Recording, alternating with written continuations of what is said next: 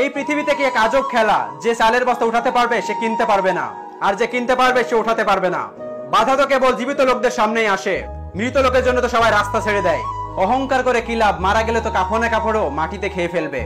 চিন্তা এতটা করুন যেন কাজ হয়ে যায়, এতটাও নয় যে জীবন শেষ হয়ে যায়। কারোর মনে আঘাত দেবার পর আপনার মনেও আঘাত পাবার জন্য প্রস্তুত থাকুন, কারণ আপনি যেমন করবেন ঠিক তেমনটাই ফিরে পাবেন। সবসময় নিজের মাঝে ভালো কিছু খুঁজুন, কারণ আপনার ভুল বের করার জন্য হাজারো মানুষ আছে। শুনতে খারাপ লাগলো কিন্তু এটা সত্য। টাকার অভাবে অনেকে পড়াশোনা ছেড়ে দেয়, নিজের স্বপ্নকে ছেড়ে দেয়, কিন্তু বিড়ি সিগারেট গাঁজা কেউ কখনো ছাড়েনি। চলতে যদি হয় সামনের দিকে চলুন, কারণ পেছনে টানার জন্য হাজারো লোক আছে।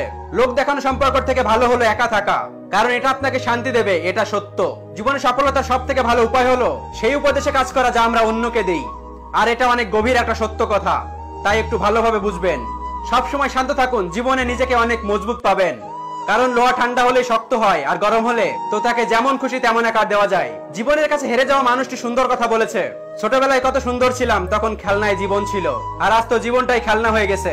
যার মাঝে খুব বেশি লোকসান করার ক্ষমতা থাকে সেই বেশি প্রফিট করতে পারে, আর সেটা হোক না কোনো সম্পর্ক বা ব্যবসা। এটা নয় যে আজ দুঃখ বেড়ে গেছে, কেবল সহ্য করার ক্ষমতা কমে গেছে। আর যে সহ্য করা শিখে গেছে সে বাঁচা শিখে গেছে। কেউ ঠিকই বলেছে, কোন বয়সে রোজগার করব, কত বয়স পর্যন্ত পড়াশোনা করব, তা আপনি নয় পরিস্থিতি ঠিক করবে।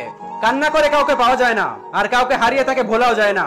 সময় সবাই পায় জীবনকে বদলানোর জন্য, কিন্তু জীবনকে পাওয়া যাবে না সময়কে বদলানোর জন্য। So don't waste your time.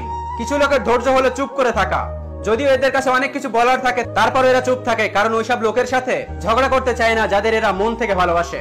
চুপ থাকা একটা সুন্দর অভ্যাস, বিশেষ করে আপনি যখন খারাপ মানুষের সাথে থাকবেন। চুপ থাকা অনেক কিছু বলে দেয়, আপনার দুঃখ, জেদ, রাগ ও অভিমান।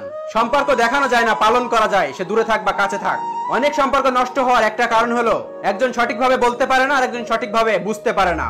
উদ্দেশ্য আপনার যতই ভালো হোক না কেন, লোক আপনার বাহিরে দেখে বিচার করবে, আর আপনার বাহিরে যতই সুন্দর হোক না কেন, আল্লাহ আপনাকে আপনার উদ্দেশ্য দেখেই বিচার করবে। পৃথিবী কেবল তাকেই জিজ্ঞাসা করে কেমন আছো, যে আগে থেকেই ভালো আছে। ছেলে হয়ে জীবনযাপন করা এতটা সহজ না, চোখে স্বপ্নের থেকে কাঁধে দায়িত্বটা বেশি থাকে। ছেলেরাও কান্না করে যখন ছেলেদের বোঝার মতো কেউ থাকে না। ঘরে থাকলে নেকামলা, বাইরে থাকলে ফেরারি। আর ছেলেরা যদি কোনো কারণে কান্না করে ফেলে, বলা হয় তুই দুর্বল। ছেলেরা কখনো কান্না করে না। জীবনের প্রথম কাপড়টা পড়তে হয় অন্যের হাতে, আর জীবনের শেষ কাপড়টা পড়তে হয় অন্যের হাতে, তাও মানুষের অহংকার কমে না। কাউকে ধোকা দিয়ে আপনি মনে করবেন না আপনি খুব চালাক, কেননা সে আপনাকে ভরসা করেছিল। জীবনের সম্পর্ক তো ভাঙার দরকার নেই, যেখানে মর্যাদা নেই সেখানে রাখারও দরকার নেই। একজন সফল ব্যক্তি তো সে যে নিজের উপরে ফেকা ইট দিয়ে একটা শক্ত দেয়াল বানিয়ে ফেলে।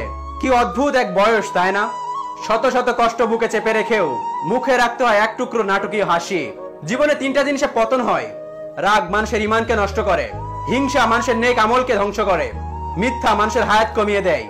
সুন্দর মানুষ খুঁজতে গিয়ে তুমি তোমার জীবনটা নষ্ট করো না, কারণ পৃথিবীতে সুন্দর মানুষের অভাব নেই, সুন্দর মনের মানুষের অভাব। না আনন্দে আছি না দুঃখে আছি, কেমন যে আছি সেটা নিজের কাছে অজানা। সাকসেসফুল হতে গেলে কি লাগে? অপমান, খারাপ সময়, হার, প্রচন্ড জেদ, কঠিন অধ্যবসায় আর আত্মবিশ্বাস, ব্যাস জয় নিশ্চিত। সমাজ সবসময় যোগ্য মানুষটাকেই খোঁজে, কিন্তু অযোগ্য মানুষটাকে যোগ্য হওয়ার সুযোগই দেয় না।